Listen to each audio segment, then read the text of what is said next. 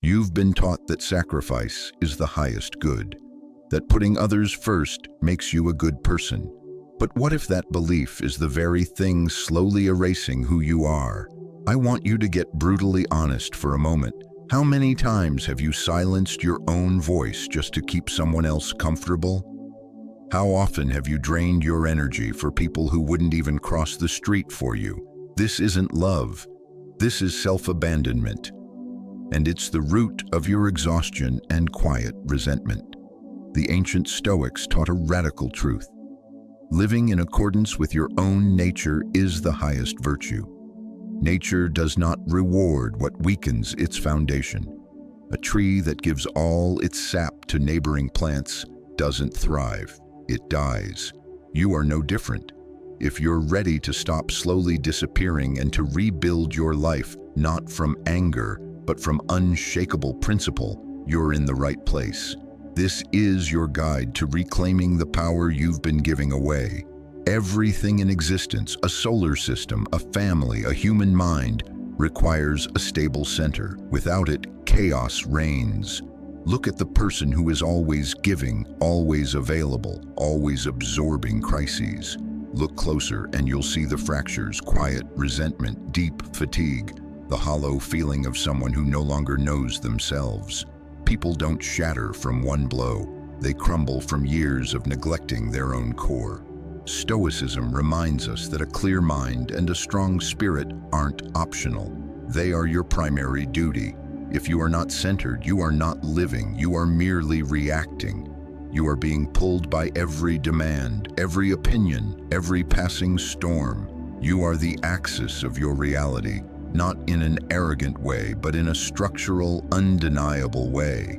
If your mind is scattered, your relationships will suffer. If your energy is pulled in 10 directions, your vision blurs. You cannot build a meaningful life when you're constantly putting yourself back together. Yet, this is what most people do. They live in fragments. A moment of peace, then a wave of guilt. A spark of focus drowned by endless distraction. An attempt at self-care hijacked by the next emergency. That isn't life. That's survival on a loop. A person who doesn't hold their center becomes clay for the world to shape. You start living on other people's schedules, fulfilling their expectations, solving their problems. Meanwhile, your inner compass fades. Your values blur. Your boundaries dissolve. Marcus Aurelius wrote that the quality of your life is determined by the quality of your thoughts. That's not a platitude, it's an operating manual. What you allow at your core will dictate the orbit of everything else. Holding your center is deeper than a morning routine. It's a vow, a commitment to not betray yourself for acceptance. It means your peace is your responsibility, not a lucky byproduct of calm circumstances. You cannot wait for the world to quiet down. It won't. There will always be another demand, another fire, another one more time. Eventually, you learn a hard lesson. Putting yourself last doesn't make you noble. It makes you unstable. And instability, however well-intentioned, is a liability. You cannot give from a cracked foundation. You cannot lead when you're lost in fog. You cannot love fully if you are constantly abandoning yourself in the process. You cannot pour clarity from a cup filled with chaos. There is a chasm between helping and being consumed, between support and surrender. Your center must hold. And if you don't make that your sacred priority, no one else will. Life doesn't reward exhaustion. It doesn't give medals for overextension. It gives consequences. Fatigue that hardens into bitterness. Over-accommodation that turns you invisible. The person you see in the mirror each morning deserves protection, not from the world, but from the version of you that keeps putting them last. To center yourself isn't to shut the world out. It's to stop letting the world rearrange you. It's choosing clarity when confusion is the easier path. It's the inner command of saying, I will not abandon myself today. That is strength. That is stillness. That is sovereignty. Carl Jung said the privilege of a lifetime is to become who you truly are. But how can you become that person if your core is constantly shifting to please everyone else? You can't. The world doesn't need more martyrs running on fumes. It needs anchored individuals, people who respond instead of react, who choose values over impulses, who can stand in a storm and not be swept away by every gust of opinion or need. You don't owe the world your collapse. You owe it your clarity. You don't owe people your constant availability. You owe them your grounded presence, and you cannot offer either if you keep deserting your center in the name of being good. It's tempting to think self-prioritization is selfish, that protecting your peace is a betrayal. It's the opposite. When your mind is clear, your love is stronger. When your values are intact, your actions carry weight. When you operate from stillness, not from scattered desperation, everything you give becomes more potent. That's the Stoic ideal of living in accordance with nature, your structure, your design. Nature does not thrive in disarray. It thrives through order, flow, and intention. You are not separate from that. You are that. So ask yourself truthfully, what is orbiting your center right now? Is it built on guilt, fear, and chaos? Or is it built on principle, discipline, and clarity? Because whatever sits at your core, whether chosen or tolerated, will define the shape of your entire life. The longer you ignore that center, the harder it becomes to recognize who you are beneath the noise. But you can change that, not with a dramatic upheaval, but with a steady return. A daily vow: I return to myself. I hold. I do not bend for approval. I do not break for acceptance. Seneca warned, if you do not know to which port you are sailing, no wind is favorable. Let that sink in. If your center is unstable, even opportunities become distractions. Even help becomes a crutch. Without an inner anchor, everything is noise. But with a solid core, even chaos becomes manageable. You respond instead of collapse. You move with purpose, not panic. You create from order, not react from lack. This isn't about being cold or emotionless. It's about being sovereign, self-governed, disciplined, not in denial, but in clear direction. The person who centers themselves becomes a force, calm, not because the world is quiet, but because they are focused, not because there's nothing to distract, but because they've chosen what matters. That isn't selfishness, that's wisdom. You were not born to scatter your soul across 1,000 emergencies. You were meant to be solid, steady, the still point in the turning world. And that starts not with action, but with a decision to anchor. The center must hold. Let that be your starting point, today and every day. Disappearance rarely announces itself. It arrives in whispers, the nod when you wanted to shake your head, the yes that slipped out when your gut screamed no, the silence you offered to avoid another's discomfort. You tell yourself it's small, it's just this once, just to keep the peace. But these tiny fractures in your will don't heal, they accumulate.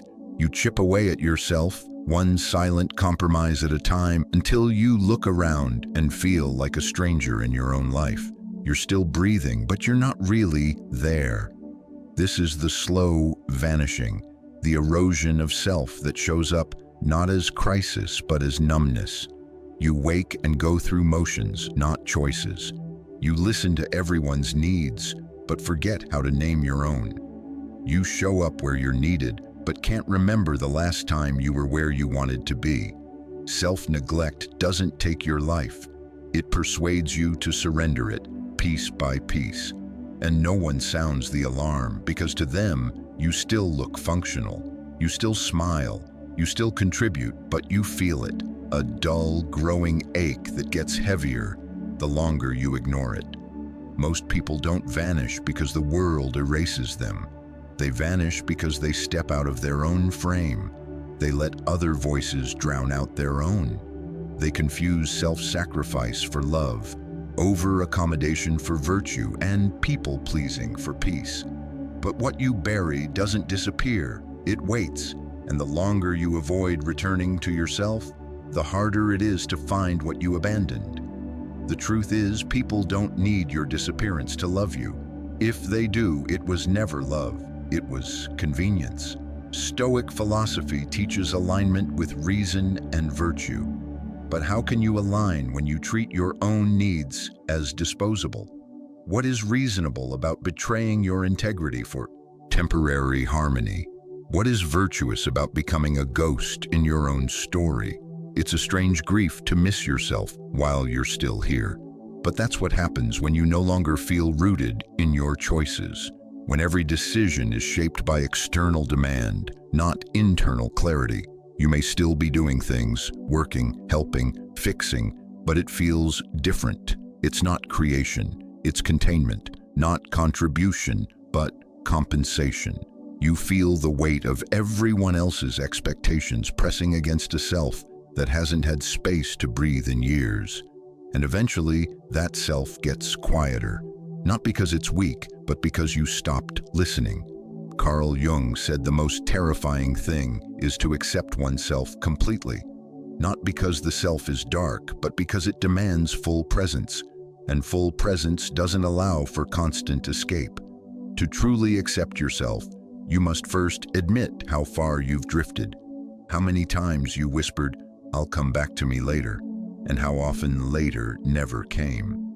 It's easier to give than to reflect, easier to serve others than to sit with your own unmet dreams. But avoidance isn't peace, and giving your life away without first giving yourself a home within it isn't love. It's exile. You were not meant to fade into the background while others take center stage in your time, your energy, your life. You don't reclaim yourself by screaming to be seen. You reclaim yourself by noticing when you shrink instead of stand, noticing when you edit your truth for another's comfort, noticing when your presence feels performative, not genuine. These moments aren't failures, they're signals that it's time to return. There's a quiet strength in choosing yourself again, not loudly, not defensively, just clearly. A slow return to honesty, to boundaries, to speaking, even when your voice shakes, to choosing your pace, even when the world rushes, to honoring small things, rest, solitude, reflection. You finally remember your value isn't in how much you give, it's in how fully you exist. Epictetus told us to know first who we are, then adorn ourselves accordingly. But how can you adorn a self you haven't met in months? How can you stand tall in a structure you've let others redesign? This isn't about pushing people away. It's about returning to the one person you'll live with every second of your life, yourself. The relationship between you and your mind, you and your body, you and your breath, that is the most sacred and most often neglected bond. You show up for birthdays and deadlines, but how often do you show up for your own discomfort without trying to mute it? How often do you ask yourself what you truly need and wait for the honest answer, without guilt, without the urge to please? You don't need a full reinvention. You need one choice at a time, one restored boundary, one protected hour, one spoken truth. That's how the reappearance begins. That's how the self returns from exile, not with fanfare, but with alignment. Slowly, the fog lifts.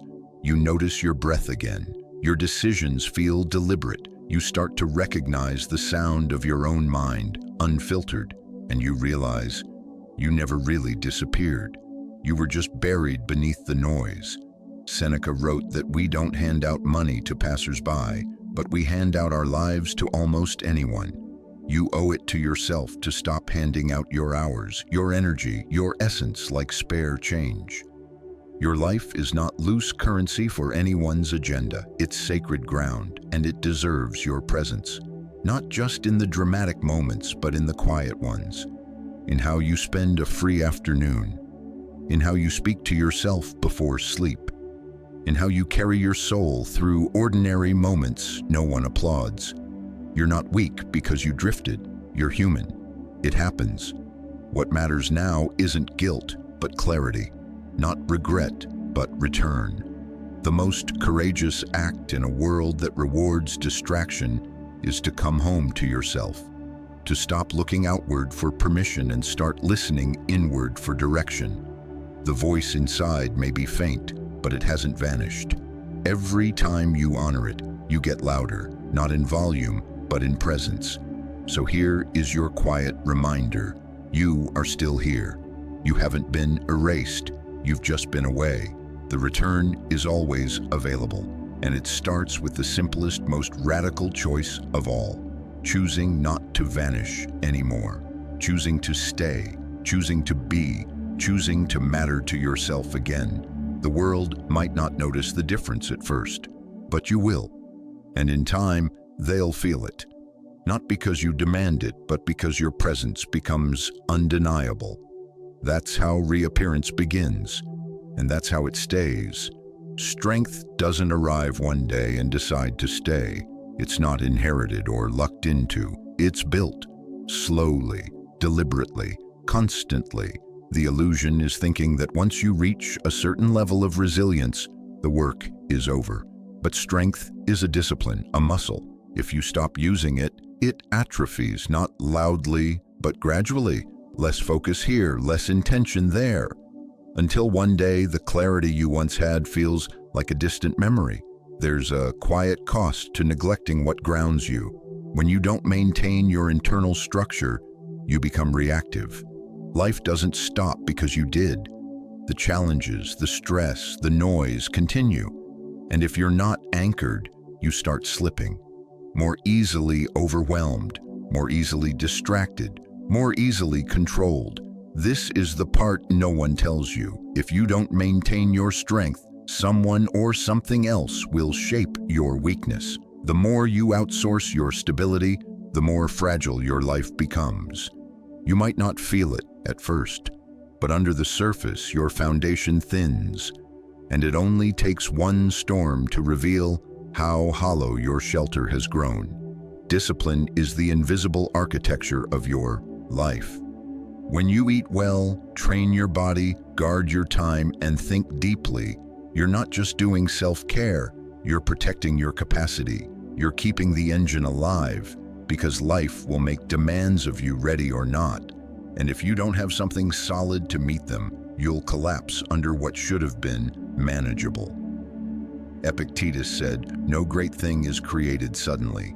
Strength isn't what you practice when things fall apart. It's what you build so that they don't." The Stoics emphasized preparation because they understood adversity isn't a possibility, it's a guarantee. When it arrives, you won't have time to forge your armor. You either show up ready or you don't. The people who seem unshakable in crisis didn't get lucky. They practiced. They practiced discipline on the days they didn't feel like it. They practiced reflection when distraction was tempting. They practiced silence in a world that profits from noise. Strength isn't built during applause. It's built in solitude, in the unseen hours, in the habits no one praises. That's where you discover who you're becoming, and that decides how well you'll hold when pressure comes. People often mistake strength for intensity, a fiery burst of motivation for a few weeks. But strength isn't built on emotion. It's built on repetition, on showing up, not in grand gestures, but in the ordinary, unglamorous discipline of consistency. Your health doesn't maintain itself because you exercised once. Your focus doesn't stay sharp because you meditated last week. These are practices, not events. If they don't live in your daily routine, they die in your reality. It's easy to want to be strong. It's harder to commit to the systems that make you strong. That means saying no when it's inconvenient, choosing solitude when the noise is loud, resisting comfort when it calls your name. It means walking into your morning with intention, knowing every small discipline, what you eat, how you speak to yourself, how you handle conflict, is shaping the version of you that will face tomorrow. The future isn't just coming. You're building it, one choice at a time. The structure you inhabit 5 years from now is made from what you do today, especially when no one is watching. Carl Jung wrote, "What you do not make conscious will rule you, and you will call it fate." Let that sink in. If you don't consciously maintain your inner order, you'll be at the mercy of chaos disguised as coincidence. You'll call it bad luck, when in truth you simply didn't reinforce your foundation when you had the chance. Strength isn't about control, it's about consciousness. Knowing where your edges are and choosing to fortify them, not ignore them. That kind of strength can't be faked. When you take yourself seriously, everything shifts. You see your time as precious, your energy as sacred, your attention as a resource not to be squandered. And when you treat these things as sacred, the world begins to adjust. Not always kindly, but it adjusts. People start to recognize your limits, your presence becomes grounded, your voice becomes steady. That's the outcome of maintenance. You become reliable, not rigid, but consistent, clear, solid. Seneca reminded us our problem isn't that we have a short time to live, but that we waste so much of it. Most of what we waste is lost in repair, constantly fixing what we let fall apart because we didn't stay ready. Maintenance may seem tedious, but crisis is far more demanding. Choose your effort wisely. You will either invest in keeping your strength or pay the price for abandoning it. One is uncomfortable by design. The other is painful by consequence. What's remarkable is how much stability you can build with a few daily non-negotiables. A walk, a pause before speaking, 10 minutes of quiet reflection, a deliberate breath before reacting. These aren't signs of weakness. They are acts of command. The person who weaves discipline into daily life doesn't need to shout their strength. It's felt in how they move, how they choose, how they hold their ground when others rush to please. That's the strength you build, not to dominate, but to remain unmoved when everything around you shifts. Discipline is love for your future self, expressed daily. You don't have to do everything, but you must do what sustains you, because if you let the foundation crack, don't be shocked when everything starts to slip. You can't be surprised by fatigue when you ignore sleep, or by anxiety when your mind is a dumping ground for noise, or by weakness when you haven't trained your will. Life gives back what you put in, not immediately, but inevitably. And when the structure feels heavy, when the effort seems invisible, remember why you started. You didn't commit to discipline because it was easy. You committed because you wanted freedom. Freedom from chaos. Freedom from being tossed by every demand, every emotion, every setback. You maintain your strength so you don't collapse when it matters. You do the work now so you don't have to rebuild from rubble later. Plato said the first and best victory is to conquer self. That victory doesn't happen once. It happens every morning you get up and choose structure over entropy, peace over indulgence, purpose over drift. So don't wait for collapse to remind you what you should have protected. Guard your mind. Move your body. Feed your clarity. Respect your rhythm. These aren't trends. They are tools. And used with consistency, they build a life that holds, no matter what comes. Strength demands maintenance, and maintenance is love, disguised as discipline. You either care enough to preserve yourself, or you surrender to slow erosion. If you're listening to this, you already know which path you're meant to walk. Choose it again today, and every day after. It's rarely the big explosions that drain you. It's the tiny leaks, explaining yourself 3 more times than needed. The yes said with a forced smile when your whole being begged for no. The reflexive apologies for things that weren't your fault. These aren't just habits, they're energy drains. Every small compromise in your emotional boundaries doesn't just take a piece of your peace, it chips away at your presence. Over time, that adds up to something heavy. It makes you feel like you're carrying everyone else's weight while forgetting how to stand tall in your own. It's not always easy to see it happening. You might think you're just being kind, accommodating, cooperative, but under that smile is a quiet, constant fatigue. Not the kind sleep fixes, the kind that comes from giving too much of yourself away without ever returning home to refill. You feel stretched thin, unnoticed, resentful. And that resentment grows in the places your boundaries used to be. That's the cost of emotional leakage. It doesn't just deplete your mood, it weakens your clarity. And when clarity goes, confusion walks in and starts making your choices for you. Stoic philosophy teaches that guarding your inner world is the foundation of peace, because once someone gains control of your emotions, they control you, not with force, but with guilt, manipulation, expectation. You start shaping your behavior around other people's reactions. You tiptoe, you edit your truth, you seek approval in the very places that continue to drain you. It's subtle. You don't even realize how much you're being pulled until you find yourself mentally rehearsing conversations, walking on eggshells, shrinking your expression just to keep things smooth.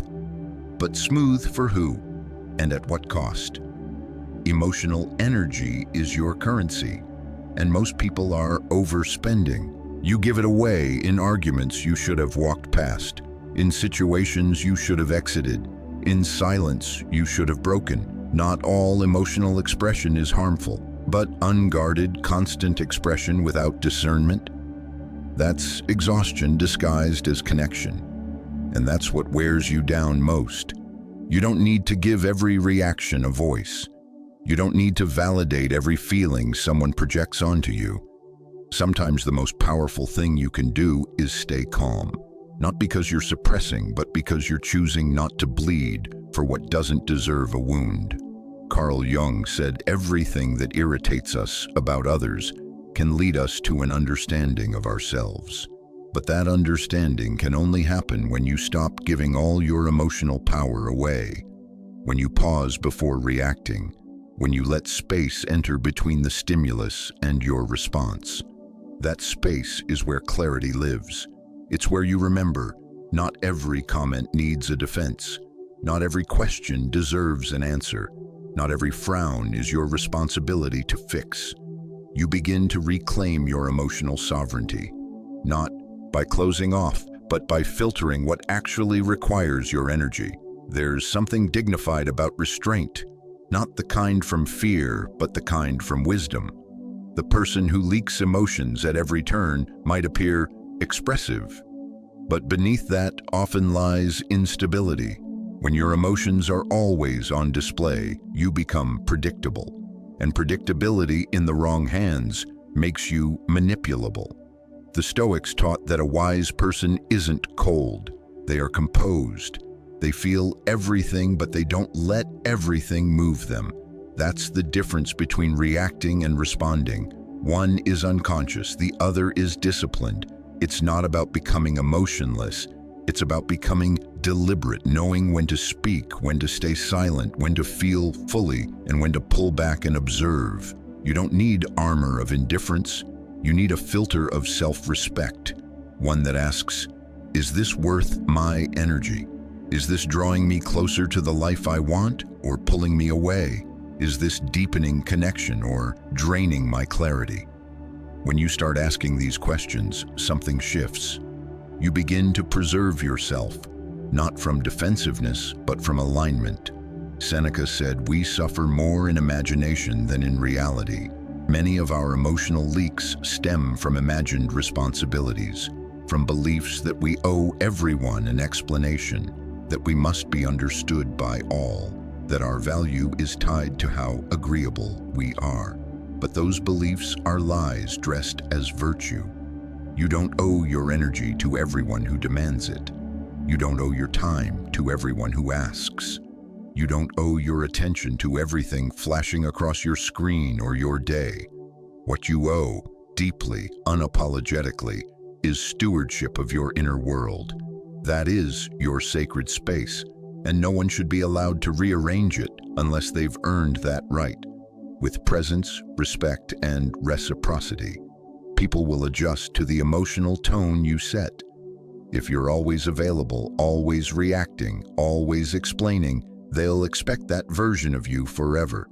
But the moment you start conserving your energy, the moment you say "not now" or simply remain silent, the balance shifts. They may resist at first, but eventually they'll recalibrate or they'll leave. And if they leave because you stopped leaking, let them. That's not rejection, it's refinement. Aristotle said, knowing yourself is the beginning of all wisdom, but knowing yourself is useless if you don't also protect yourself. Emotional boundaries aren't just about others. They're about you learning to live with your own depth without letting it drown you. It means feeling everything, but being mastered by nothing. It means walking through your day with a calm center no one else can access unless you invite them in. It means reclaiming the right to decide what deserves your emotional investment. You don't have to be aggressive to be firm. You don't have to be loud to be powerful. Sometimes the strongest presence in the room is the one that feels no need to react, the one that knows when to engage and when to let the noise pass. That's not weakness, that's authority. And that authority isn't given by the world. It's claimed by the one who stops leaking. Your strength isn't in how much you feel. It's in how you manage what you feel. And if you let every disappointment, every comment, every misunderstanding occupy space inside you, you'll eventually run out of room for peace. The human spirit isn't limitless in capacity. It must be prioritized, pruned, protected. You can't grow in a garden where every weed is allowed to thrive. You must be intentional, not harsh, not closed, just conscious. So the next time you feel the pull to explain what needs no defense, pause. The next time you feel guilty for drawing a boundary, breathe through it. The next time someone projects their chaos onto you, return to your center. You are not obligated to hold what isn't yours. You are not a vessel for everyone else's storms. What you are is a steward of energy, of clarity, of self. Let others call it distance if they must. Let them misunderstand your silence. Let them confuse your calm for indifference. You are not here to be decoded by everyone. You are here to be whole. And wholeness begins the moment you stop bleeding for things that never deserved to touch you. Emotional leaks cost more than you realize, but the moment you decide to seal them, you begin to restore something priceless: your presence, your power, your peace. And nothing is more worthy of protection than that. There's a quiet, dangerous belief many of us carry that giving everything makes us virtuous. We think, if I just keep giving, I'll be seen as good, as selfless. But look closer. Sometimes what we call generosity is really an unconscious hunger to be needed. The truth is, when you give without boundaries, you're not just being compassionate. You're trying to prove your worth, and in that process, you lose yourself. There's a chasm between giving because you can and giving because you feel you must. The first comes from abundance, your own needs met with a surplus to share. The second comes from lack. You pour out every last drop because you're afraid that if you stop, you won't matter. You're not offering love. You're offering your survival, hoping someone will fill the emptiness you've created in yourself. But that's not kindness. It's a form of emotional manipulation. You convince yourself that by giving, you'll get the approval, recognition, validation you crave. But in truth, you're just holding up a mirror to your own insecurity. And that's where overgiving starts to twist. Think about it. How often do you agree to things you don't want to do? Say yes when your body screams no. Go far out of your way to make someone else's life easier, only to feel drained and unnoticed. Afterward, this is the hidden cost of overgiving. It doesn't just deplete your energy. It strips away your clarity, your voice, your sense of self.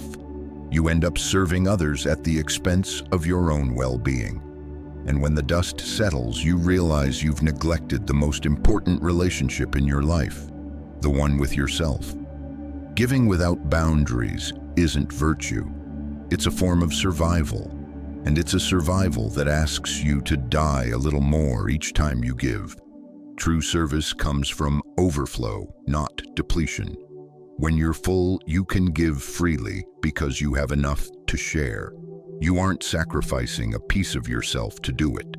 You're choosing to share what you already have. But if you're constantly bleeding to make others comfortable, you're not helping them. You're letting them define you. You're saying, I'm not enough as I am, but maybe if I give enough, I'll finally prove my worth. No amount of giving will make you feel whole if the foundation of your generosity is built on insecurity. It's like trying to fill a cup with a hole in the bottom. No matter how much you pour in, it never stays full. No matter how much you give, you always feel empty. There's a deep denial in overgiving. It's a denial of your own needs, your own worth, your own humanity. You become so focused on filling the gaps in others' lives that you forget to tend to your own. You convince yourself you're noble for enduring exhaustion, for taking on others' burdens. But the truth is, you're denying yourself the right to be nourished, the right to rest, to heal, to reclaim your energy. And in doing so, you erode the very foundation of your strength. When you give until you're empty, you're not serving others. You're sacrificing yourself. And that's a dangerous game. It's not that giving is wrong. The world needs more kindness, more support. But true giving comes from strength, not depletion. When you give from your own abundance, you empower both yourself and others. When you give from neediness, you feed a cycle of self-doubt and insecurity. You may temporarily win admiration, but you lose your self-respect. You're not a martyr, you're a vessel. And a vessel can only serve as long as it remains full. If you're constantly draining yourself, you won't have anything left to offer. But how can you become who you truly are if you're constantly bending to please others? How can you step into your power if you're always giving it away? Overgiving isn't generosity, it's a refusal to acknowledge your own value. It's pretending your worth is tied to what you do for others, not who you are. The truth is, you are enough as you are. You don't need to prove your worth through endless sacrifice. You don't need to disappear into someone else's version of your life. True strength comes from the ability to give freely without losing yourself in the process, and that's something only you can cultivate. It's time to stop confusing self-sacrifice with virtue. It's time to stop pretending the more you give, the more valuable you become. Your value is inherent, not earned through exhaustion. The more you realize that, the less you'll feel the need to prove it to anyone. You don't need to bend over backward for others to see your worth. You simply need to stand tall, to hold your space, to choose when and how to give based on your own capacity, not out of obligation. Giving should come from strength, not emptiness. It should be a choice, not a compulsion. When you stop overgiving, something incredible happens. You start to feel more whole, more present, more in tune with your own needs. You begin to recognize that your worth isn't in how much you sacrifice, it's in how much you respect yourself. And as you cultivate that respect, you'll find your relationships grow deeper, not because you're giving more, but because you're showing up as your full self. The people who truly care about you will appreciate your presence, your energy, your boundaries. They'll respect you more when you respect yourself. And those who don't will naturally fall away, leaving space for connections that actually feed you. Overgiving is a hidden form of pride. It says, I will sacrifice myself to prove I matter. But true service, true love, true strength comes from abundance, not depletion. It comes from recognizing your worth is not in what you give, but in who you are. And when you stand in that truth, you'll find the world doesn't need your sacrifice. It needs your strength. And that strength is rooted in honoring yourself first, not from selfishness, but from the unwavering knowledge that you are enough, exactly as you are. We often hear the world is a reflection of what's inside us, but the reality is the world reflects how you treat yourself. Every interaction, every relationship mirrors your own self-worth back at you. If you treat yourself as a secondary priority, others will too. If you consistently delay your dreams to accommodate others, they won't suddenly start pushing you to chase them. In fact, they'll take it as a sign your dreams aren't as important as theirs. And that, right there, is where things go wrong. When you diminish your needs and desires for others, you teach the world your boundaries aren't strong enough to be respected. You teach people you don't value yourself. And as a result, they won't either. At its core, the world doesn't value what you don't value. That's a tough truth to swallow. We like to think people will see our worth despite how we treat ourselves, that they'll recognize our potential even when we don't honor it. But life doesn't work that way. We don't get what we deserve. We get what we tolerate. Every time you settle for less than you truly want, you reinforce that belief. You teach people your time, your energy, your spirit are negotiable. It's easy to point fingers at others for not treating us well. But the real question is, how have we taught them to treat us? Think about it. When was the last time you said yes when you meant no? When did you last put someone else's comfort ahead of your own well-being? That's not kindness, it's self-neglect. And the world notices. It's not that people are intentionally disrespecting you, it's that they've picked up on the fact you don't respect yourself enough to draw clear lines. And when boundaries aren't drawn, when standards aren't set, others will take what they can without a second thought. You can't blame them for it. They're simply responding to the message you've sent.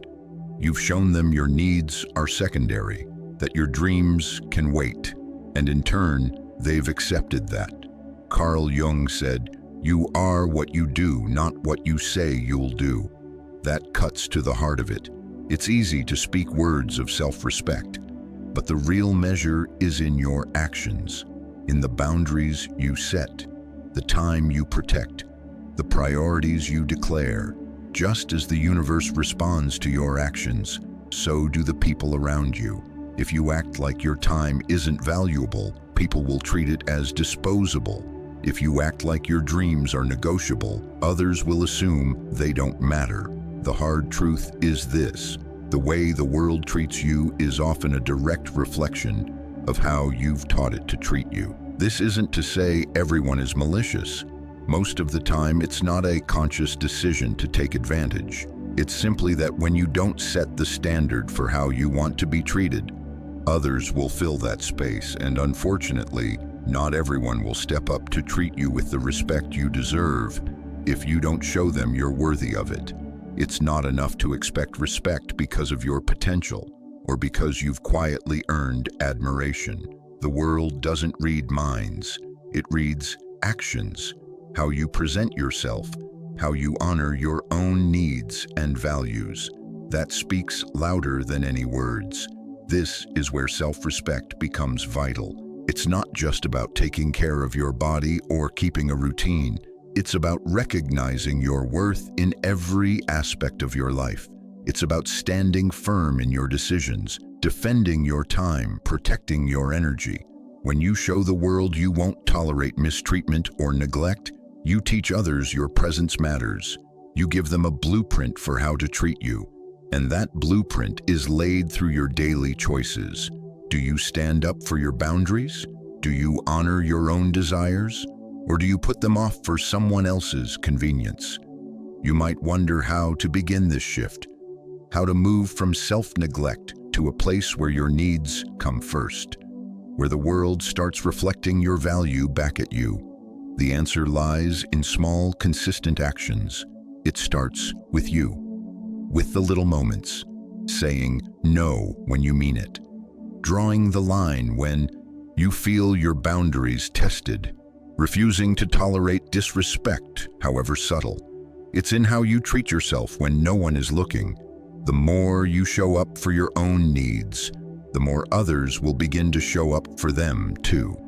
People cannot respect what you don't respect. They cannot value what you don't value. And most importantly, they cannot give you the energy you've been withholding from yourself. We've all heard, "You can't pour from an empty cup." It sounds cliché, but it's spot on. When you don't prioritize yourself, when you don't fill your own cup, it becomes impossible to give from abundance. You give from obligation, and when that happens, you don't give love. You give exhaustion, you give resentment, and you give it at the cost of your own well-being. You teach the world your energy is endless, when in reality, it's finite. And once that well runs dry, it's too late to fill it again. It's time to stop waiting for the world to validate your worth. The world isn't in charge of your value. You are. You are the one who decides how you're treated, how you're regarded, how you show up for yourself. The way you treat yourself is the foundation for everything that follows. If you treat yourself as essential, the world will follow suit. If you treat yourself as optional, the world will see you as just that, an afterthought. As you begin to honor your own needs, you'll notice something incredible happen. Not only do you feel more aligned, more grounded, but you become more magnetic. The energy you radiate when you truly value yourself draws the right people toward you. People who respect your boundaries, who see your worth, who encourage you to chase your dreams. This shift doesn't just change how others treat you, it transforms how you show up for yourself. And that's where everything begins. You stop seeking validation from the world and instead start creating the life you've always wanted, built on the solid foundation of self-respect and true value. Remember, the world reflects how you treat yourself, and the first step to changing the reflection is changing how you see yourself. Stop settling, start respecting yourself, and watch as the world starts to respond to the energy you give it. You teach people how to treat you, not with your words, but with your actions. You set the tone, you draw the lines, you show the world exactly how much you matter. Boundaries often get a bad reputation. People hear the word and think of walls, tall, cold, impassable structures designed to keep others out. But that's not what boundaries are.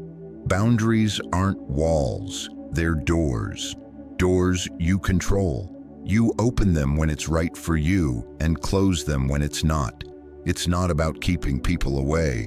It's about letting them in on your terms. It's about deciding who deserves your time, your attention, your energy. Because let's face it, you can't give everything to everyone. And the truth is, you shouldn't. In a world that constantly demands more, it can feel like you're supposed to be available to anyone, anytime. But if you're always saying yes to others' needs, when do you ever get to say yes to your own? Boundaries aren't walls. They're the healthy lines that protect the parts of you that are most sacred, your peace, your energy, your creativity. These parts take time to build, and if neglected, they take a long time to heal. When you don't have boundaries, you're leaving your door wide open, letting anyone walk in, take what they need, and leave you depleted. And when you're drained, you have nothing left to give, not to yourself and not to others. There's a misconception that having boundaries makes you rude or selfish, that somehow if you don't give everything of yourself, you're failing to love or connect. But that's not love, that's surrender. Surrendering your time, your values, your mental space, and ultimately, your self-respect. You see, love isn't about endlessly giving until you have nothing left.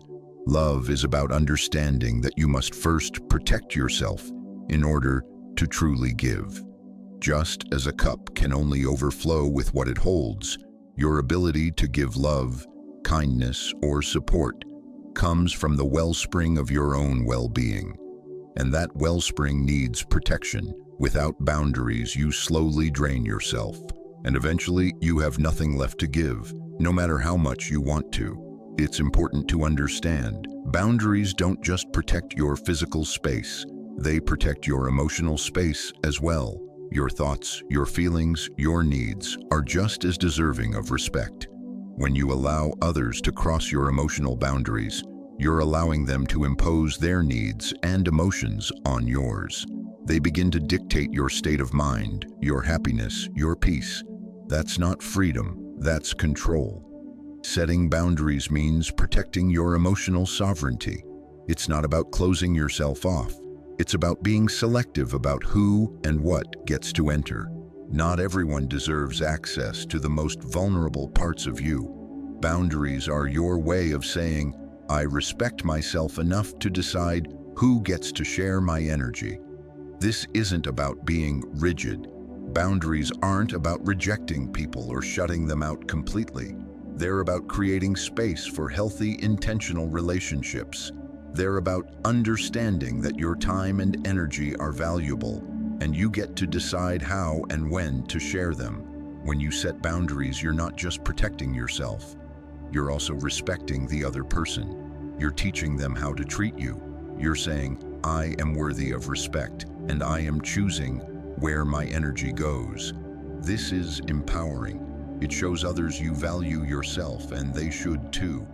When you constantly give without boundaries, you teach people you're always available, that you have endless energy, that your time doesn't matter.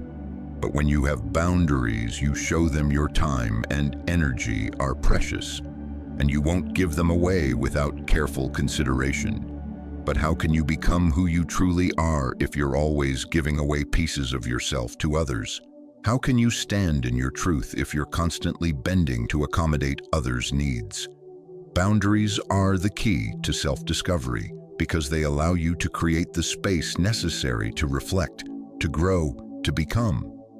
Without boundaries, you're constantly reshaping yourself to fit other people's expectations. And that's a recipe for living a life that isn't yours. Setting boundaries is an act of self-love and self-respect. It's about deciding you deserve to be treated with care, and that includes protecting your own time, energy, and mental health. When you don't have boundaries, you let the world dictate the rhythm of your life. People ask for your time, your attention, your help, and you give without thinking. But when you say no, when you decide to protect your space, you start taking control of your life again.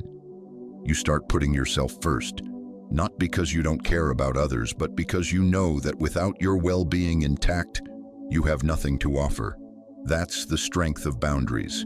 They give you the power to show up as your best self, not just as a person who's worn out from meeting everyone else's needs. The truth is, the more you allow others to infringe on your boundaries, the more you lose yourself. You start to feel resentful, drained, overwhelmed, and eventually you become disconnected from the person you truly are. When you set clear boundaries, you reconnect with yourself. You remember who you are, what you value, where you stand. You start to operate from a place of strength and clarity, rather than from guilt and depletion. Your boundaries don't just protect you, they help you reclaim your life. Remember, boundaries aren't walls, they're doors. They open when you choose. They close when you choose. They allow you to connect with others on your terms, not theirs. And in a world that's constantly pushing for more, for faster, for better, the ability to say no, to protect your time, your peace, your energy, that is an act of power. It's not about shutting people out. It's about choosing who deserves to enter. It's about being aligned with your true self and making sure your relationships reflect that alignment. When you start protecting yourself, you'll find the world respects you more, not less. And that's when you start to live life on your own terms. When you begin to understand that boundaries aren't limitations, but liberations. Your boundaries are your birthright. They are the lines you draw to safeguard your peace, to protect your energy, to ensure you can give in a way that is healthy and sustainable. You are allowed to decide who gets access to your time, your attention, your space. Don't let anyone make you feel guilty for choosing yourself. Don't let anyone convince you that saying no is rude. Boundaries are a reflection of self-respect. And self-respect is the foundation of all healthy relationships. When you set boundaries, you're teaching others how to treat you, and you're teaching yourself how to protect what matters most. Letting everyone in isn't love, it's surrender. Love doesn't require you to sacrifice yourself at the altar of others' needs. Love is built on respect. Respect for yourself and respect for others. When you set boundaries, you're not just protecting your own peace. You're showing others that they, too, deserve to be in relationships that honor their boundaries. And that, my friend, is the key to building stronger, more meaningful connections. When you learn to guard your space, you make room for what truly matters. And that's where the magic happens. If someone observed how you spent every hour this week, what would they say about your priorities? Would they see you investing in what truly matters? Or would they notice your time scattered across distractions, obligations, and others' demands? Time doesn't lie. It's the clearest mirror of your values. How you spend your minutes tells the world exactly where your focus lies, on growth, relationships, purpose, or on things that leave you empty by day's end. The truth is, if you don't guard your time like it's sacred, don't expect your life to feel meaningful. When you don't take ownership of your time, it slips away, piece by piece, and before you know it, years have passed, and you've been living on autopilot by others' expectations, with little room left for what truly serves you. Every minute you give away thoughtlessly is a brick removed from the structure of your purpose. Your time is the foundation of everything you build. If you're not intentional with it, the things that truly matter, your passions, dreams, relationships, start to crumble. You may tell yourself you're too busy to focus on what's important, but the truth is you're too distracted. It's easy to get caught in the cycle of endless tasks, emails, meetings, obligations. But when you look back, how many of those things truly added value to your life? How many were just noise, demanding attention but leaving you drained, uninspired, unfulfilled? The harsh reality, you can't create a meaningful life if you keep giving your time to things that don't align with your values. Your time is precious. Every moment spent on things that don't serve your true purpose is a moment you'll never get back. You can't just hope one day you'll wake up and find your purpose. It's something you must carve out every single day by choosing where you place your focus and energy. This doesn't mean ignoring life's responsibilities, but it does mean recognizing those responsibilities should be balanced with your deeper goals. When you spend your time intentionally, when you give your energy to what truly matters, that's when you begin to build something meaningful. When you choose where your attention goes, you start constructing the life you want to live, not the one others expect from you. Carl Jung said, "Your vision will become clear only when you can look into your own heart. Who looks outside dreams, who looks inside awakes." This speaks directly to the importance of self-awareness in how we spend our time. You can't expect to build a life aligned with your values if you don't first look inward and ask what truly matters. If you don't make space to reflect on your priorities and align your daily actions with them, you'll always be at the mercy of outside distractions. And the world is full of them. Society, work, even relationships can demand more of your time than you're willing to give. If you're not intentional about where your time goes, you'll find you're giving pieces of yourself to things that never truly nurture you. Think about the people, activities, and goals you devote your time to. Who do you respond to first? What occupies your thoughts most? How much of your time is spent on things important to you versus things simply filling space? This isn't about judgment, it's about awareness. Taking a step back to evaluate where your energy is going. Every minute spent on something that doesn't serve your purpose is a minute you can't get back. Time isn't just something we spend, it's something we invest. When you invest in your growth, your passions, the things that bring you joy and fulfillment, you're creating a life that reflects your deepest values. When you spend it mindlessly, you're letting life slip through your fingers. We all know time is fleeting, yet it's easy to treat it like we have an unlimited supply. We say, "I'll get to that later," or "I don't have time right now." But the truth is, we all have time. We just choose where to spend it. And those choices matter more than we realize. Every time you put something off, you're making a choice. Every time you say yes to something misaligned with your values, you're making a choice. And those choices, though small in the moment, compound over time. They create patterns. They define your life. You are the sum of how you spend your time. You are not just the sum of your work, relationships, or dreams. You are also the sum of how you choose to use the time you're given. It's not that we don't have time, it's that we don't use it wisely. We get distracted by short-term gratification, by things that seem urgent but aren't truly important. And in doing so, we waste the most precious resource we have. You might tell yourself you'll make up for it later, but later is a promise you'll never get back. Every time you give your time away thoughtlessly, you're saying no to the life you truly want to create. You're choosing comfort, distraction, convenience over intentionality and growth. And those small choices, over time, add up. The good news? You can change this at any moment.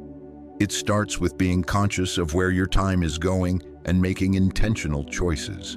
Start by setting clear priorities, things that truly matter, that align with your deeper purpose.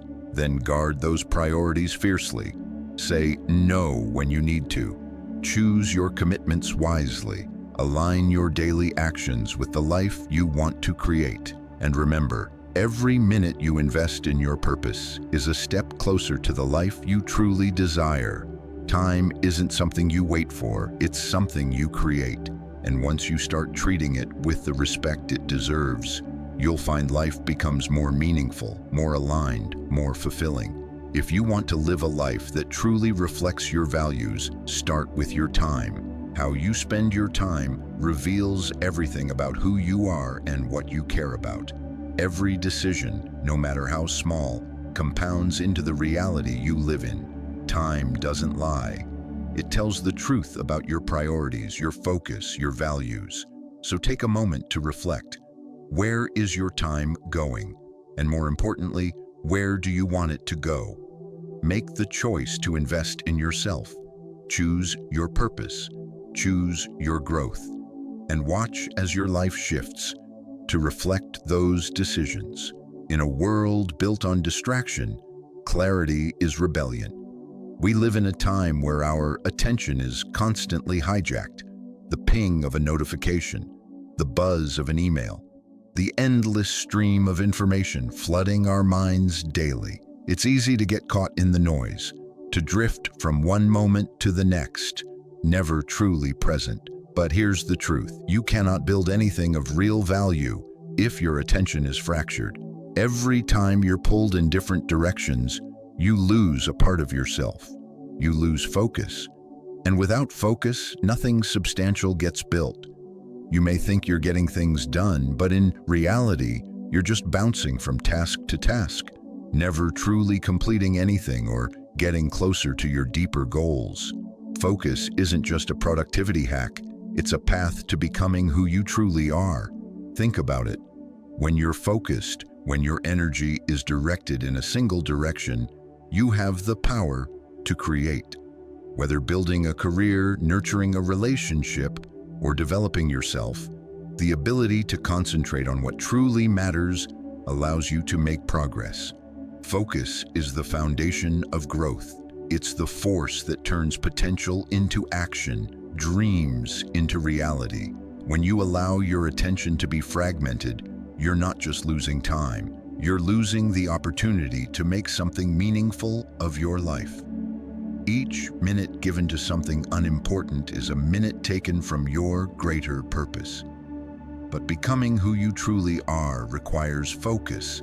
It requires directing your energy inwards, not letting the external world dictate your actions. You have to choose what matters, and more importantly, choose what doesn't.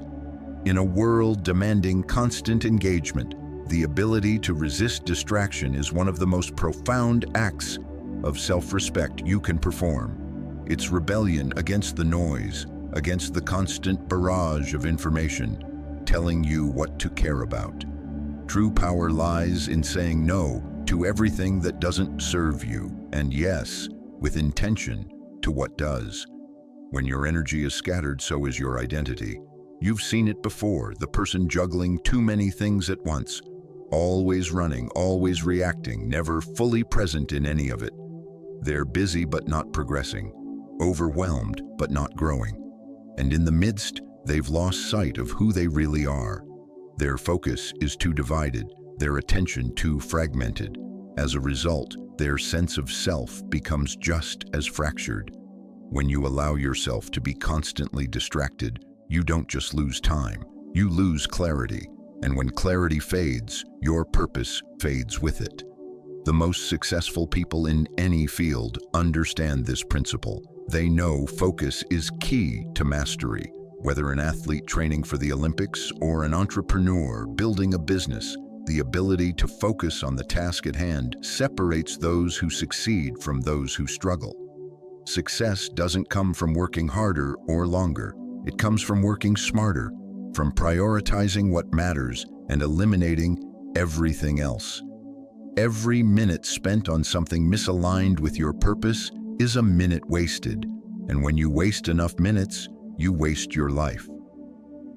Focus is a discipline, a muscle that needs training. It's not something you turn on and off at will.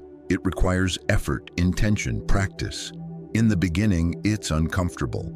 Your mind is used to wandering, jumping from thought to thought. It takes time to train it to stay on task, to resist the pull of distractions. But with time, it becomes easier. The more you practice focusing, the stronger your ability to concentrate becomes. And as your focus strengthens, so does your sense of self. You become more in tune with who you are and what you want. You start making decisions based on your values, not the whims of the world around you. This doesn't mean shutting out the world completely or living in isolation, but it does mean choosing what's worthy of your attention. Not everything deserves a piece of your energy. Not every person, task, or thought. You have the right to protect your focus, to guard it like a treasure, because it's your most valuable resource. Once it's gone, everything else falls apart. You can have all the ambition in the world, but if your focus isn't clear, you'll never get anywhere. You can have the best intentions, but if your energy is scattered, those intentions remain just ideas, dreams, plans without action. In a world of endless distractions, protecting your focus is a radical act. It's a statement that you respect your time, your energy, your purpose. It's a commitment to yourself that you won't let anything stand in the way of your growth. Every moment you stay present is a moment you choose yourself. Every moment you focus on what matters is a moment you create your future. Your time is precious. Once it's gone, you can never get it back. That's why it's so important to spend it wisely. Focus isn't just about getting more done, it's about getting the right things done. It's about choosing what truly matters and aligning your actions with that. The world will try to pull you in a million directions, but you have to remember, you decide where your energy goes. You decide where your attention goes. You decide what deserves your time. And that decision, more than any other, will determine the course of your life. In the modern age, we've been taught multitasking is the key to success, that the more we do, the more productive we are. But the reality is multitasking is a myth. It's a lie that keeps us distracted and ineffective. When you try to do too many things at once, you do none of them well.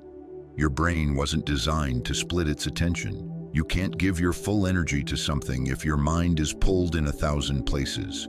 Focus isn't about doing everything. It's about doing the right thing and doing it well. It's about saying no to things that don't serve you and yes to things that truly matter. Your focus is a reflection of your values. The things you choose to focus on reveal what you truly care about.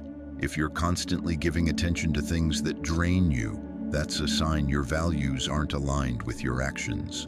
But if you focus on what brings growth, what fuels your purpose, what moves you forward, you'll start to see your life take shape. You'll find the clarity you've been seeking.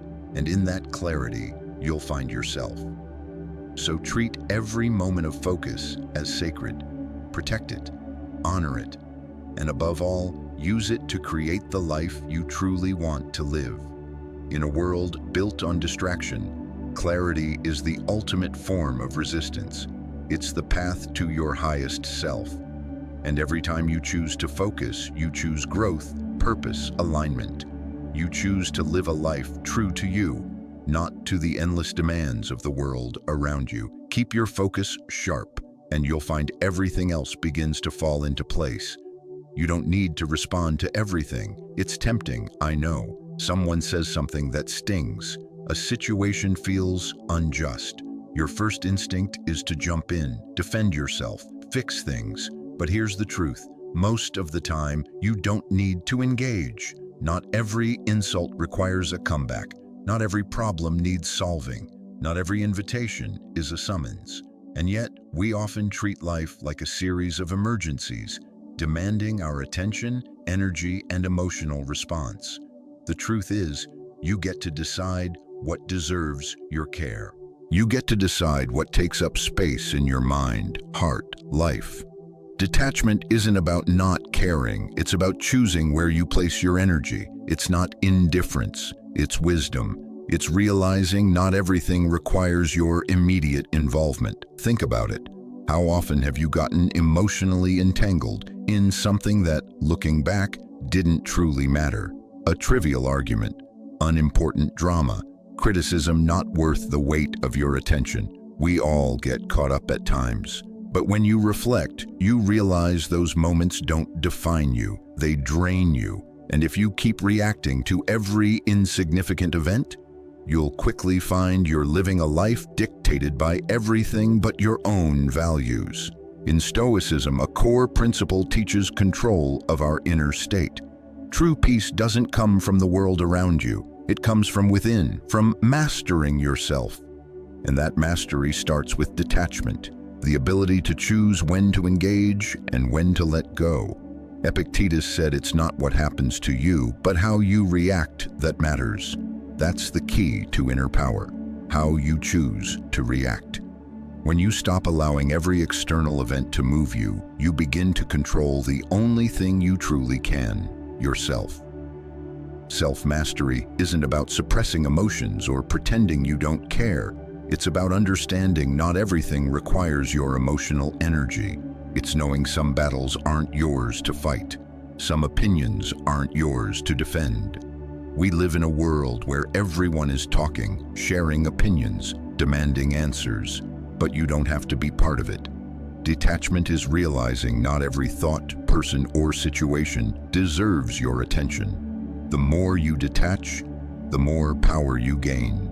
Power over your time, your reactions, how you move through life. When you stop reacting to everything, you start reigning over your own life.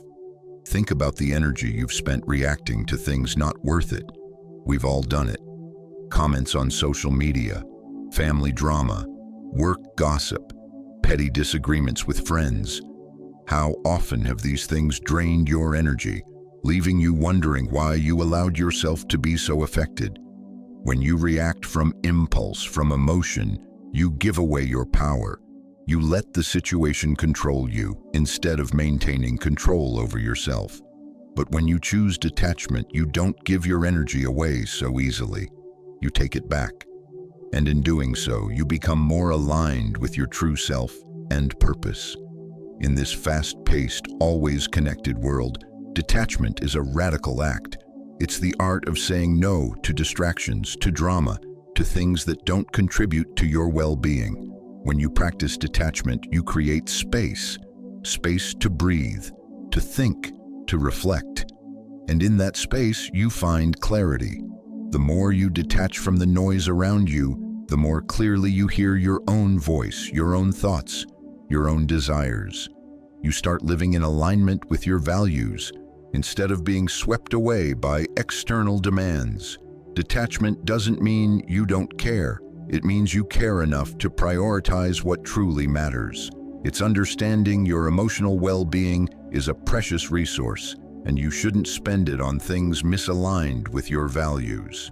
In fact, the more you detach from draining things, the more energy you have to pour into what truly matters: personal growth, meaningful relationships, pursuing passions. The more you detach from distractions, the more focused and present you become in your own life. The power of detachment lies in your ability to choose what moves you. When you don't react to every external influence, you regain control over your thoughts and actions. You no longer let the world dictate how you feel, behave, or spend your time. You become the master of your own state. You choose what deserves your attention, your emotional energy, what can be let go. When you stop reacting to everything, you create room for what matters. You stop wasting energy on the trivial and start investing in what aligns with your purpose. The more you practice detachment, the more you realize you don't need to engage in every conversation, argument, or issue. You become more selective about where you place your focus, and that's where true power lies. It's the ability to stand firm in your values and not be swayed by others' whims. It's the ability to keep your peace, clarity, and energy intact, no matter what's happening around you. Detachment also gives you the freedom to step back and see things from a broader perspective. When constantly in the thick of it, reacting to every situation, it's easy to lose sight of the bigger picture. But when you detach, you allow space to reflect, to see things as they truly are, not as your emotions would have them appear. This perspective lets you make decisions from clarity, not impulse. You start acting with intention instead of reacting from habit. You start reigning when you stop reacting. You start leading your own life. When you decide where your attention goes, you start to master yourself. When you detach from everything misaligned with who you are and where you're going. Detachment is the gateway to inner power. It's not about shutting down or turning away from the world. It's about choosing where to invest your energy, where to draw boundaries, where to let go. And in that choice, you regain the most precious power of all, power over your own life. When you stop reacting to everything, you start living with intention, focus, and purpose. And that's where true strength begins. You don't have to explain yourself to everyone. You don't need to narrate your growth or justify your choices. In fact, the more you try to explain, the more diluted your impact becomes. Think about it. The oak tree doesn't ask for applause as it rises. It simply grows, steady and strong, without needing validation from anyone. The silence around it only deepens its presence, and that's where the power lies. Silence isn't about withholding. It's about allowing your actions to speak louder than words ever could. In today's world, where everyone is shouting to be heard, silence becomes a rare commodity. People are addicted to noise, the constant flow of information, endless chatter, the need to be constantly visible and validated. But here's the thing, in a world so loud, restraint becomes precious. It stands out. It commands attention, not by force, but by its rarity. People are drawn to what they can't easily get, and silence in a noisy world is as magnetic as it is powerful. The more you hold back, the more your presence fills the room. It's like the air before a storm, still, quiet, yet pregnant with power. Silence isn't weakness, it's control. It's mastery over your own energy. When you speak less, you conserve your power. You don't waste words, thoughts, attention on things that don't matter. And in doing so, you build an aura around you. People begin to wonder, not from confusion, but from curiosity. They start to realize there's depth to you that words can't fully capture. Your actions, the way you carry yourself, the way you engage with the world, those become the language people listen to. When you allow your actions to speak for you, you create a different kind of respect. It's not respect earned through constant explanation or loud declarations. It's the kind that comes from consistency, from showing up, from doing the work and letting results speak. It's easy to talk about what you want to do. Easy to fill the air with plans, promises, explanations. But real impact is in what you actually do. And the more you demonstrate your values through action, the less you'll feel the need to explain them. Carl Jung said, "The quieter you become, the more you can hear." This is true not just physically, but psychologically. The more you embrace silence, the more you hear your own inner voice. You can't hear your true thoughts when constantly trying to fill the air with noise. The mind needs space to breathe, to process, to reflect. When you create that space, when you allow silence to envelop your life, you start to hear things clearly. You begin to understand your own desires, motivations, and most importantly, your own worth. Restraint in speech doesn't mean withdrawing from life. It means choosing your words, responses, and actions with intention. It means understanding not everything needs to be explained, not every question answered, not every situation discussed at length. Sometimes your presence is enough. Sometimes the most powerful thing you can do is hold your ground, stay silent, and let the world watch as you work, grow, move forward. Your silence becomes a statement, one that says, "I don't need to convince you of my worth. I'm showing you through my actions." In a world thriving on instant gratification and constant validation, restraint becomes an act of defiance. People constantly speaking, defending, seeking approval are often the ones with the least to say. They seek attention but never find the depth that comes from quietude. When you remain silent, you detach from the need for validation. You no longer rely on others' applause to fuel your sense of purpose. Instead, you turn inward and draw strength from within. Your sense of self becomes anchored not in what others think, but in who you truly are. Silence builds gravity. It makes you seem larger, more substantial, even when not saying a word. People are drawn to those confident enough in themselves to be still.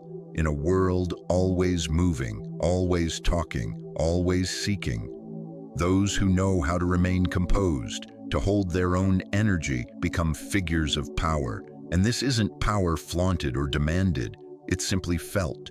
It's the power of presence, of being fully anchored in who you are and allowing that presence to speak for you. The more you speak, the more you risk diluting your message. Words, when overused, lose weight. But when you speak less, when you reserve your energy, your words become more meaningful. Each sentence carries more substance because it's been carefully considered. Each action becomes a reflection of your values because you've put thought into it.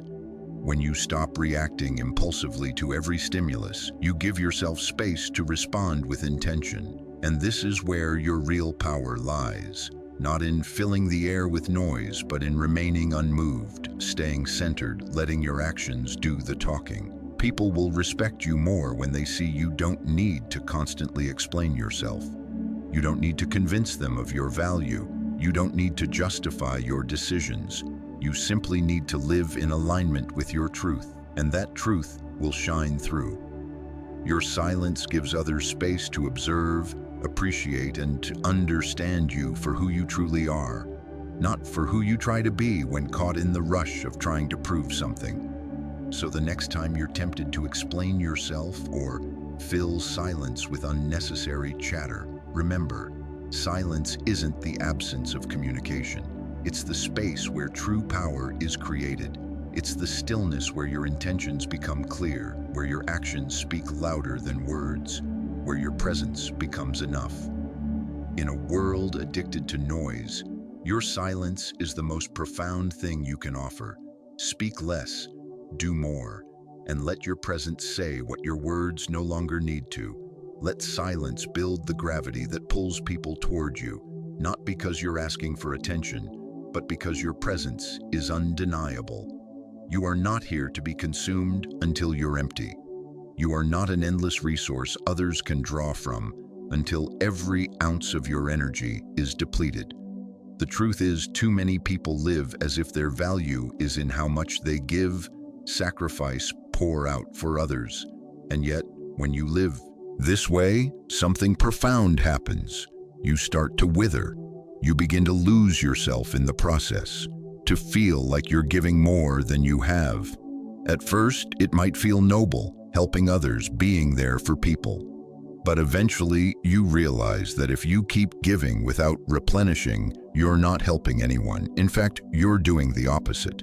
You're allowing yourself to become empty, and an empty vessel can't pour anything into others. The problem with this mentality is it's rooted in the belief that your worth is determined by how much you give. But your worth isn't found in what you can do for others. It's found in who you are. You are not a utility, a service existing only to meet others' needs. You are a foundation. A foundation is strong, stable, built to endure. A foundation doesn't give away pieces of itself until it's hollow. It provides support, it anchors things, it remains steady even in storms. And if you want to be someone others can truly rely on, you must first learn to be your own foundation. When you prioritize your own growth, vision, restoration, you don't just become stronger, you become a source of strength for others. You don't need to burn out to be there for people. You don't need to lose yourself in the process. When you take care of yourself, when you stand firm in your own vision, you become someone who can truly be counted on. Not because you've sacrificed everything, but because you've made the conscious decision to remain whole. And from that wholeness, you give in ways that nourish, not drain. Carl Jung said, "Your task is not to seek for love, but merely to seek and find all the barriers within yourself that you have built against it." This applies to your sense of self, too. The barriers you build against your own growth, whether through self-neglect, people-pleasing, or sacrificing your well-being for others, are the very things preventing you from being the strong foundation you're meant to be. The more you allow others to take from you without replenishing, the more you build walls around your own growth. You start to shrink, to feel like you're disappearing. But when you focus on building yourself up, when you place your well-being as a priority, you remove those walls. You let your inner strength flourish. And from that place, you can give freely, but sustainably. Being a foundation isn't about being rigid or unyielding. It's about being steady and reliable, yet flexible enough to adapt. It's about knowing where to draw the line and where to open up. It's about knowing you can help others, but only when you've helped yourself first. The moment you begin treating yourself as a foundation is the moment you stop living for others' expectations and start living for your own purpose. You start making decisions based on what aligns with your vision, not just what others need. And that's when you become someone people can truly rely on, not because you've given them everything, but because you've held your ground and remained steadfast in your own path. The world will always ask for more. People will always need more time, energy, attention. But you must remember, your time, energy, attention are precious. They are not infinite resources to be depleted. You are not a tool to be used until you break. You are a person with purpose, vision, capacity to grow. And the more you focus on nourishing that growth, the more you'll find people around you respect you. Not because you've given everything to them, but because you've remained true to yourself. They'll see your foundation is solid, and they'll trust you more because of it. Strength doesn't come from constant sacrifice. It comes from balance, from understanding you are a whole person, not a half-finished project meant to serve others' whims. When you give from abundance, not emptiness. And when you set boundaries, protect your energy, you teach others to do the same. You teach them self-respect is the foundation of everything else. When you stand firm in your own worth, make your needs a priority. You show others their needs are equally valuable. You create a cycle of mutual respect where no one is drained and everyone has space to grow. It's easy to get lost in the idea that if you're not constantly giving, you're selfish. But the truth is, if you keep giving without replenishing, you're not serving anyone, not truly. You're feeding a cycle of depletion. You're teaching others their needs come before your own, and in doing so, you teach them they are more important than you. But when you take care of yourself, focus on your restoration and growth, you become the kind of person who can offer real support, the kind who inspires others to do the same. So stop living as if you're here to be consumed. Stop thinking your value lies in what you can give to others. You are a foundation, not a utility, and a cracked foundation supports no one. When you prioritize your well-being, take time to nurture yourself, honor your needs. You become a source of strength, not just for yourself, but for everyone around you. You don't have to sacrifice yourself to be of value. You don't have to lose yourself to help others. When you stand strong, make yourself a priority. You build something that lasts, something that can support others without ever breaking. That's true strength. That's the foundation you were meant to be. And when you become that foundation, you'll find your life becomes more purposeful, aligned, fulfilling. There will always be people who won't like your boundaries. They won't like your silence. They won't like your detachment.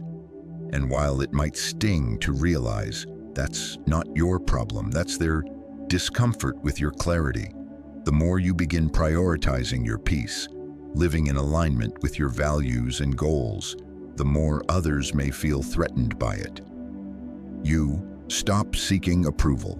You stop molding yourself to fit someone else's idea of who you should be. And suddenly, to them, you've become a challenge, a mirror reflecting areas in their own lives where they feel incomplete, chaotic, out of control. And rather than face that discomfort, they'll project it onto you, expecting you to shrink, to accommodate, to soothe. But here's the truth: you don't owe anyone that. You don't owe an apology for choosing peace.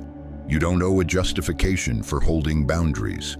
You certainly don't owe an explanation for your detachment when it's necessary for your well-being. Your peace is your own. And if that bothers someone, it's not your responsibility to fix it. When you're clear about who you are, what you want, what you stand for, it can make others uncomfortable, especially those who haven't yet cultivated their own clarity. But don't let that discomfort make you question your path. Don't let someone else's inability to handle your peace cause you to doubt the power of your boundaries. We live in a world where people often mistake loudness for power, chaos for passion, constant motion for purpose. But real strength is in stillness. True peace isn't a luxury, it's a discipline. And when you start practicing it, holding space for your own calm amidst a storm of demands, you'll realize just how unsettling that can be for others. But that's their journey, not yours. If your calm upsets them, it's because they haven't yet learned to find their own peace. It's not a reflection of your actions. It's a reflection of their struggle to confront their own inner turmoil. Your peace doesn't need to apologize. It doesn't need to shrink to accommodate someone else's discomfort. And yet, how many of us have dimmed our light to avoid rocking the boat, to avoid upsetting someone else's emotional equilibrium? How many times have we quieted our truth, needs, desires just to keep peace on the outside, only to find ourselves at war internally? When you stop seeking approval from others, you begin realizing how much energy has been tied up trying to appease people who may never be satisfied. You start realizing your energy is sacred, and you don't have to give it away to those only looking to drain it. It's important to remember, when you stop people-pleasing, when you start prioritizing your peace and self-respect, you will inevitably upset some people. That's not an indication you're doing something wrong. That's a sign you're doing something right. People still attached to the need for validation, still dependent on external approval, will find your self-assurance threatening. They'll want you to slip back into old patterns of compliance, of bending to fit their desires. But the reality is you cannot be the source of healing for someone else if you're constantly sacrificing your own well-being. You cannot fill from an empty cup. If you're always catering to someone else's chaos, you'll lose your own peace in the process. When you stop bending to others' whims, when you stop asking permission to be at peace, you become a force of nature in your own right. And that's when resistance comes. When you start showing up for yourself, people not used to seeing someone stand firm in self-respect will be first to push back. But here's the catch. Their discomfort is not your problem. Your calm isn't a crime. Your self-respect isn't an offense. Just because someone reacts negatively to your boundaries doesn't mean you need to shrink them or explain yourself. It's natural for people to push against something challenging them to change. But that doesn't mean you have to yield. This doesn't mean you don't empathize with others. It doesn't mean turning your back on those in need. But it does mean recognizing your own energy is sacred. You don't have to give it away in ways leaving you drained. You don't have to apologize for creating space where you can simply exist without the weight of others' expectations. True love, service, relationships come from inner peace. They come from a place where boundaries are respected, where you're allowed to exist as you are without needing to explain, justify, or shrink to make someone else comfortable. When you start embracing your peace, you start seeing the difference between giving from genuine love and giving from a need for validation. When you're not operating from need, your relationships transform. They stop being transactional and become authentic. And the more you align with your values, the more you understand your peace isn't a luxury, it's a necessity. It's what keeps you grounded, clear, aligned with who you truly are. So if your peace makes someone uncomfortable, let it. Let them be upset. You don't have to shrink yourself to make them feel better. The truth is, you're not doing anything wrong. You're simply choosing to stand firm in self-respect, choosing to build the life you deserve. Your peace isn't a crime. It's the foundation of everything you are and will become. And the more you practice it, the more you'll find the world around you adjusts. Those aligned with your energy will stay. Those who aren't will naturally drift away. And that's exactly how it should be. Let your peace be the boundary that defines your life. Let it be the space where you can thrive, unapologetically. Saying no is one of the most powerful tools you have. Yet it's often the hardest thing to say. We've all been there. Someone asks for your time, help, energy, and instinctively you say yes to avoid conflict, smooth things over, avoid disappointment. But each time you say yes when you mean no, you abandon yourself a little more. You shrink your own needs, desires just to make someone else comfortable. And in the process, you lose touch with your truth, boundaries, sense of self. But what if saying no could be the key to reclaiming your power? What if every time you said no, clearly, calmly, unapologetically, you were teaching the world your soul is not up for negotiation. You are not here to be endlessly available to others, while your well-being and purpose are pushed aside. You don't need to justify yourself, and you certainly don't need to apologize for choosing yourself. No isn't a rejection of others. It's an affirmation of yourself. A declaration that your time, energy, peace are not commodities to be traded away. When you start saying no this way, something shifts. You begin stepping into a new kind of freedom, inner freedom from knowing who you are, what you stand for, what you will no longer tolerate. In a world where everyone seems to demand something, saying no becomes an act of strength. It's not rude, it's not selfish, it's a necessary boundary. Think about how much energy gets spent trying to meet everyone else's needs. How often do you say yes to things you don't want, simply to avoid tension or discomfort? And when you give in like that, you don't just give away time, you give away power, the power to choose what aligns with your values, honor your commitments, protect your peace. Saying no is your way of protecting that power, your way of taking back control over how your energy is spent. And when you start doing that, you stop being at the mercy of others' expectations. How can you build a life reflecting your true self if you're always giving in to demands misaligned with your core values? The truth is, the more you say yes when you mean no, the more you lose touch with your identity. But when you start saying no unapologetically, you begin reclaiming your authenticity. You create space for your true desires and needs. You start becoming who you truly are, unapologetically, authentically, powerfully. But saying no isn't just about rejecting what doesn't serve you, it's about affirming what does. When you say no to draining things, you're saying yes to what fuels you, yes to your growth, peace, purpose. And when you do that, you build a life aligned with your true values, not others' expectations. You stop living on autopilot, doing things from obligation. Start living intentionally, making conscious choices, serving your higher purpose.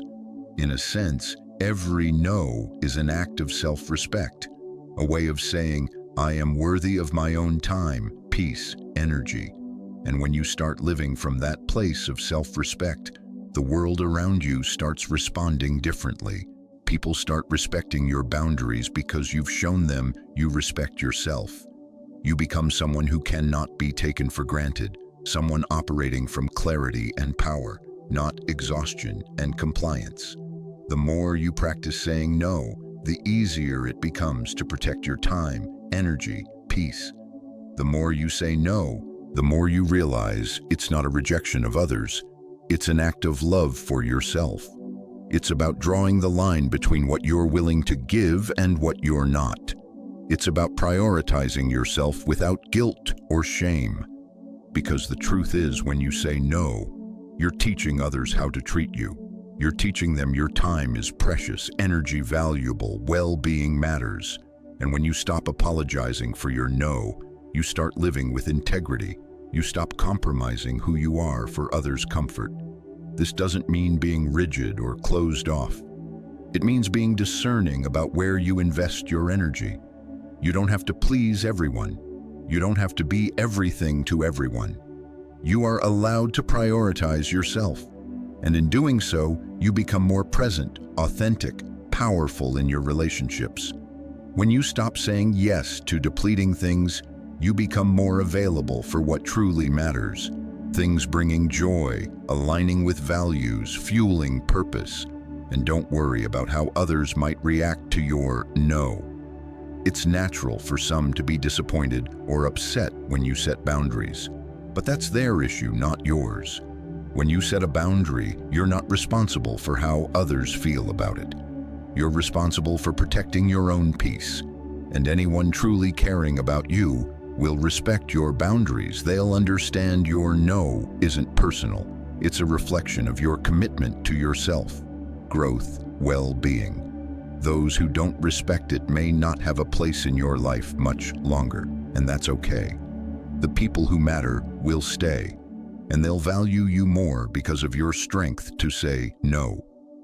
Saying no is one of the most empowering things you can do. It's a way of taking back control over your life and energy, a way of saying, I am worthy of my own peace. And when you start saying no with confidence, without explanation or apology, you begin stepping into your true power. The war for your time, energy, peace ends when you stop negotiating with everyone who wants a piece of you. And in its place, you'll find a life of purpose, clarity, authentic connection. You'll begin realizing the more you protect your peace, the more you become a force in your own life and the lives of those who respect you. So don't be afraid to say no. It's the beginning of inner freedom, the start of a life truly belonging to you. Self-prioritization often gets misunderstood. People think it's about becoming cold, detached, selfish, but in reality, it's about becoming ready to give, ready to love, ready to lead, not from desperation, but from strength. There's a misconception that focusing on yourself means isolating from others, but that's not the case. In fact, prioritizing yourself creates a foundation for everything else in your life. When you take care of your well-being, build clarity and structure, you set yourself up to be the best version of yourself for others. It's not about pushing people away, it's about being able to show up for them when it truly matters. Many get caught in the trap of giving everything to others, often at their own expense. They think if they're constantly available, constantly giving, they're doing something virtuous. But what happens when you give and there's nothing left? You burn out, feel depleted. Eventually, you can't give anything of value because you've forgotten how to replenish yourself. That's why self-prioritization isn't selfish. It's a form of preparation. Preparing yourself to be present, strong, effective when the time comes. When you focus on building inner strength, prioritize health, peace, vision, you make yourself a better partner, friend, colleague, leader. You cannot pour from an empty cup. When you focus on yourself, you're filling that cup so you have something valuable to offer. This isn't about creating distance or cutting people off. It's about understanding your well-being is the foundation for everything else. When you stand firm in your needs, protect your energy and time, you create stability. And that's what everything else depends on. If you're constantly unstable, in turmoil, giving everything away, nothing around you will stand firm. Relationships suffer, work suffers, dreams suffer. But when you prioritize yourself, put clarity and structure first, you set the foundation for everything else to thrive. Self-prioritization isn't about building walls or becoming inaccessible. It's about building strength to show up. Give when right. Love from abundance, not scarcity. You can't lead, love, create from depletion. But when you take time to prioritize growth, you're not just preparing yourself. You're preparing to give more effectively, meaningfully, powerfully to those around you. When you put yourself first, you create space for others to thrive as well. It's not about making others less important. It's about making yourself strong enough to be there for them when it truly counts. The reality is, when you don't prioritize yourself, you're not truly able to lead or love the way you think. You end up following blindly, hoping if you do enough for others, they'll see your worth. But that's not leadership. That's desperation. True leadership comes from confidence and self-respect. From knowing you have something valuable to offer, not because you've sacrificed yourself, but because you've built yourself up. The same goes for love.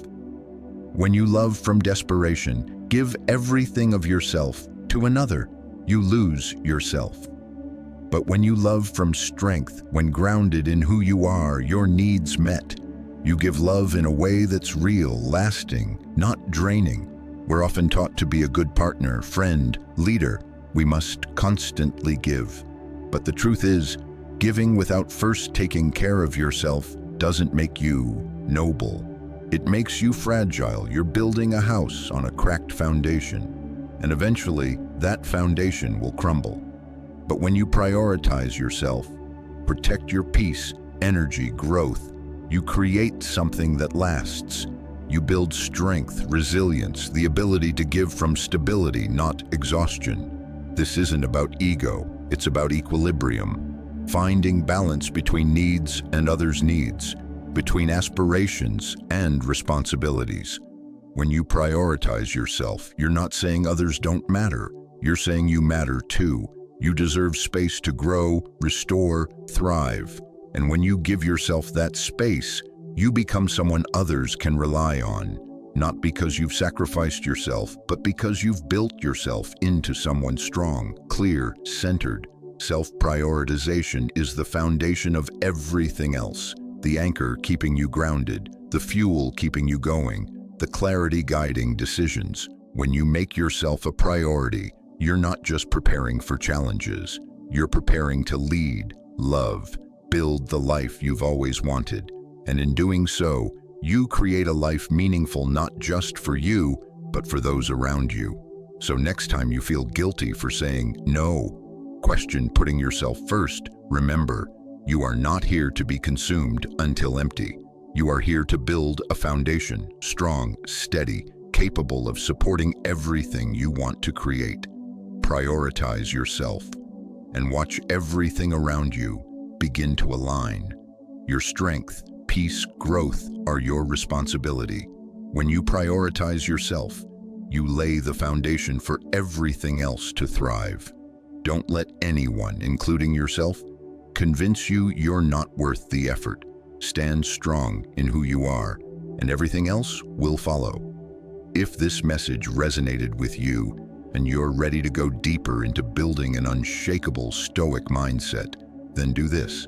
Tap that like button.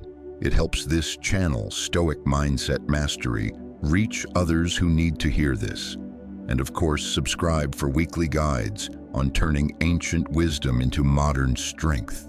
Your journey to becoming your own foundation starts now. Go build it.